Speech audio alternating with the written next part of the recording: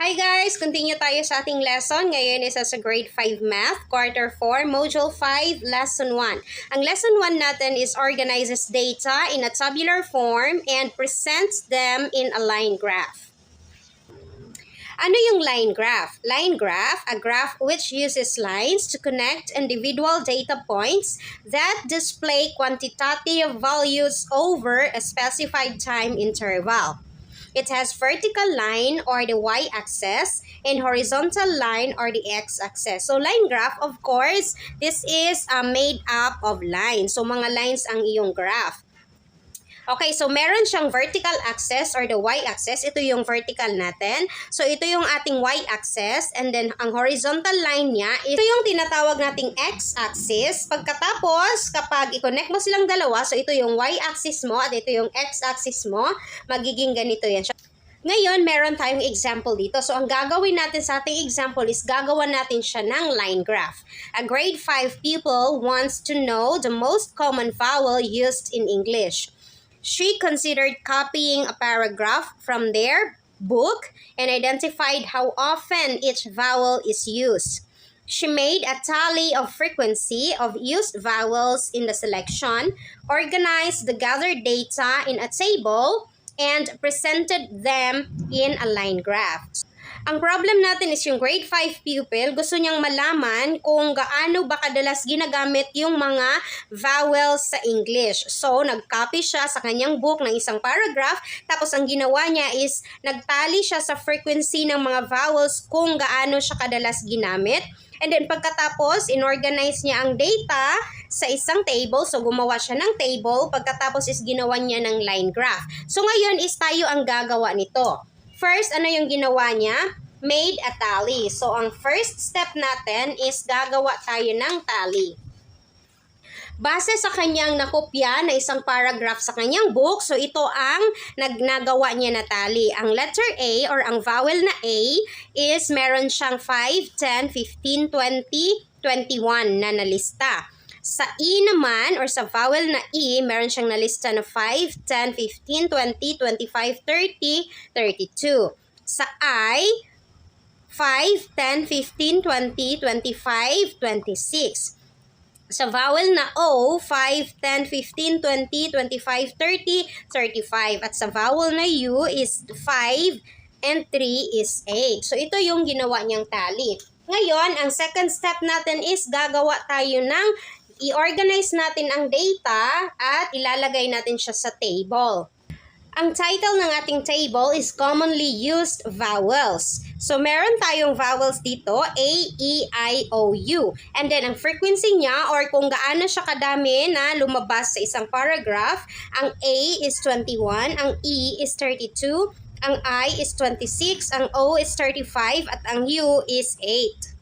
Itong data sa ating example is nag-gather natin siya through direct and observation. While merong mga instances na pwede tayong mag-collect ng data base sa mga surveys or sa mga interview. So, nagbibigay tayo ng mga questionnaire at doon tayo kumukuha ng data. So, ito is direct observation itong ginagawa natin. Now, ang step 3 natin is present them in a line graph. Paano natin siya i-present in a line graph? So, meron tayong 5 steps kung paano tayo gumawa ng line graph. First is draw the lines for the x-axis and the y-axis. So, ibig sabihin, isulat mo yung ating x-axis natin at ang y. So, ganyan. Isulat mo siya. Ito yung y-axis mo at ito yung x-axis mo. And then, ang step 2, use the data from the table to label the axis. Okay, so, base sa ating table dito, ang ilalagay natin dito is ang vowels dito sa X. Okay? At pagkatapos, ang frequency dito sa Y.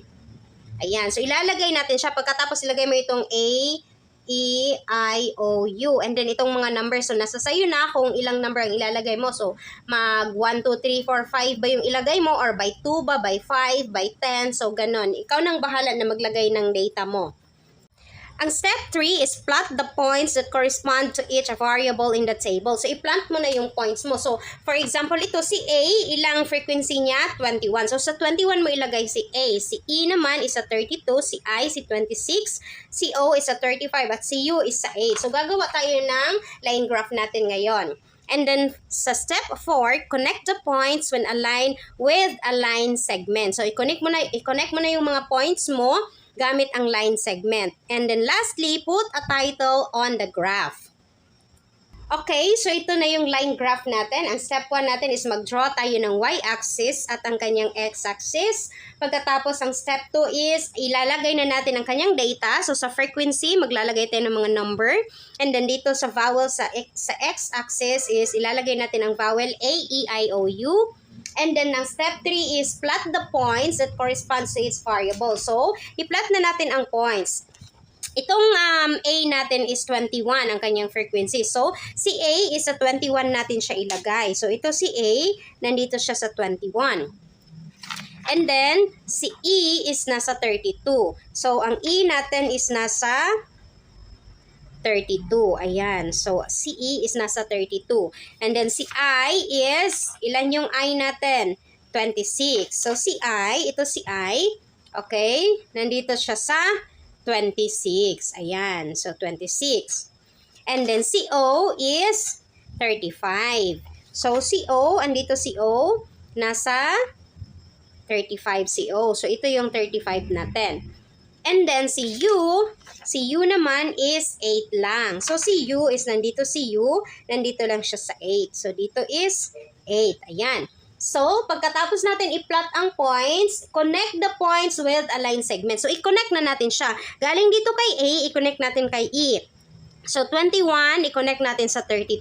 Pagkatapos naman kay 32, si I is nasa 26. So, i-connect natin siya kay 26. Pagkatapos si O is nasa 35. So, i-connect natin siya kay 35. And lastly, i-connect natin siya kay U na 8 lang. Ayan. So, nakita nyo ang ating line segment.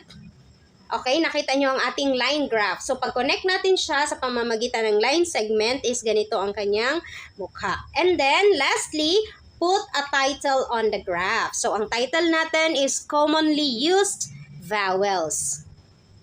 Okay, so ganyan lang kadali magawa ng line graph. Basta tatandaan nyo lang ang ating steps 1 to 5 na ganito ang gagawin natin kapag gumawa tayo ng line graph.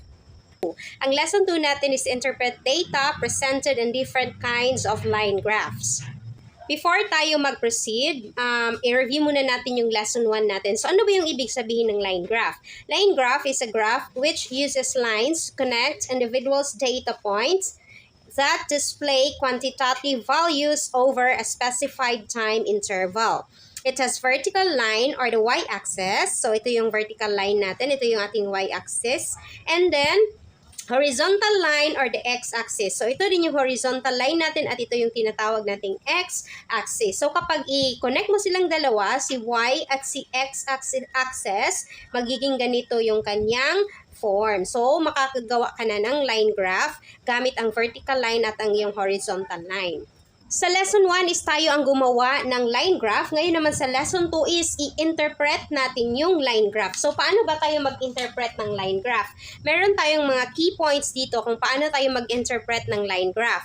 First, take a look at the two axes, the x and the y axis, and try to understand what these axes represent. So, titingnan natin kung ano ba ang nire-represent ng x at y axis. Step 2. Then, look at the graph and examine the values of the points situated in the lines of the graph. So, titingnan mo kung saan nakalagay yung mga points niya at titingnan mo ang kanyang value. So, for example, kapag ganito, meron tayong graph na ganito. Example, ito yung point niya. So, sa January, okay, sa January, ang point niya is nandito. Titingnan mo kung saan yung value niya. So, andito siya sa 21. And then sa step 3 is follow the lines and figure out if there is any kind of rise and fall. So, titingnan mo yung iyong line graph kung meron bang rise and fall.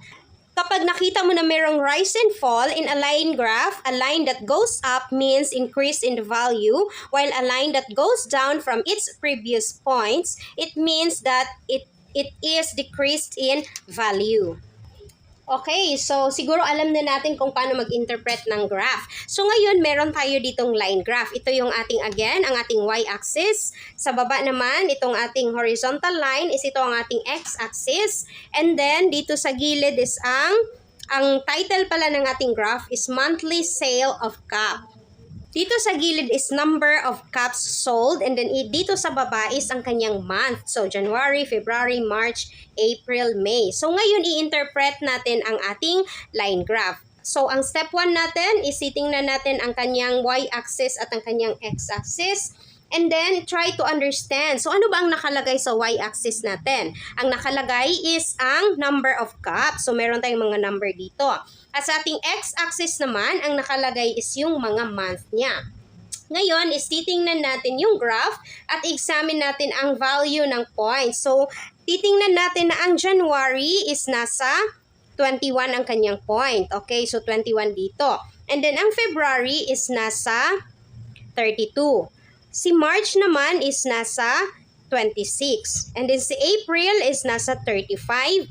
And then si May is nasa 8. So, pagkatapos natin i-examine, i-follow natin, gagawa natin siya ng line segment or i-connect natin yung ating mga dot.